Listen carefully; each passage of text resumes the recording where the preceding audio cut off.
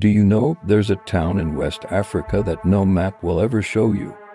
A place that exists only when the sun is up and vanishes when the clock strikes midnight.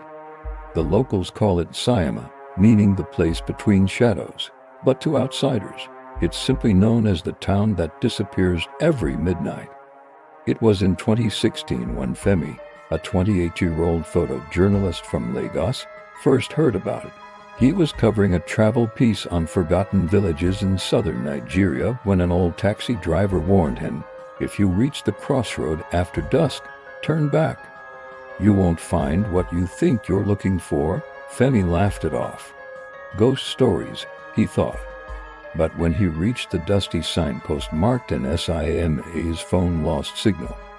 No network. No GPS. Only silence and the hum of cicadas in the bush. Still, he drove on. By evening, he arrived at a small, quiet town with clay houses, oil lamps flickering, and people who stared a little too long before greeting him. They seemed kind, but cautious, almost as if they were waiting for something. At the village square, he met an elderly woman sitting by a fire. Her eyes were pale with age, but sharp. She asked, "You came from the city, didn't you? Then you should leave before the night drinks your name." Femi smiled nervously. "What do you mean?" She pointed to an old cracked bell in the center of the square. "When that bell rings, do not look outside. No matter what you hear." Her tone wasn't dramatic, it was dead serious. Femi thanked her and returned to the small hut he was offered to stay in, planning to leave at dawn. But fate had other plans.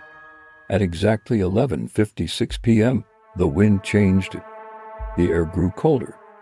Drums that had been echoing from far away suddenly stopped. Then, gong, gong, gong, the bell rang. Femi froze. Dogs barked wildly outside, then went silent. He peeked through the window. The oil lamps were flickering out one by one, like someone was blowing them. The street that had been there minutes ago was gone. In its place was nothing but dark mist, swirling like smoke. The air smelled strange, like rain on burnt ground.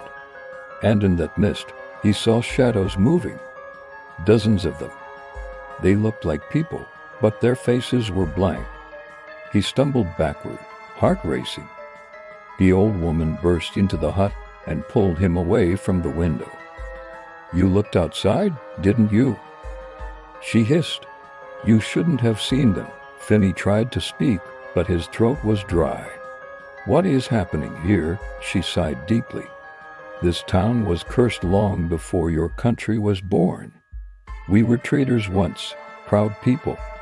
But one night, our king made a pact with a spirit from the river to keep our land fertile forever. In return, the spirit demanded our nights." Her voice shook. "So every midnight, our town is taken, swallowed by the shadow world, and only those born here return when the sun rises." Femi's blood ran cold. He wasn't from here. The woman grabbed a small calabash from her shelf, filled with ashes. "When the bell rings again, run toward the crossroads. Do not look back. If you turn, you'll never leave." He nodded, trembling. The bell rang again.